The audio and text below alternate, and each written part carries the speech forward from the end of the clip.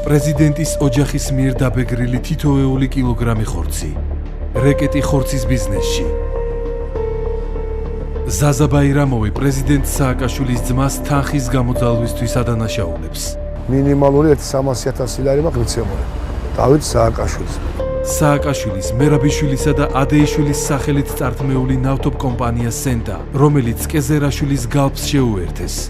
დავით კეზერაშვილმა საკმაოდ კაფეოდ და კატეგორიულად ჩამოყალიბა თავისი მოთხოვნები, რაც გამოიხატებოდა იმაში, რომ კომპანია უნდა გაგვეყიდა და რომ მისი ფასი იყო შეთანხმებული ბიშასთან, ვანოსთან და ადესთან.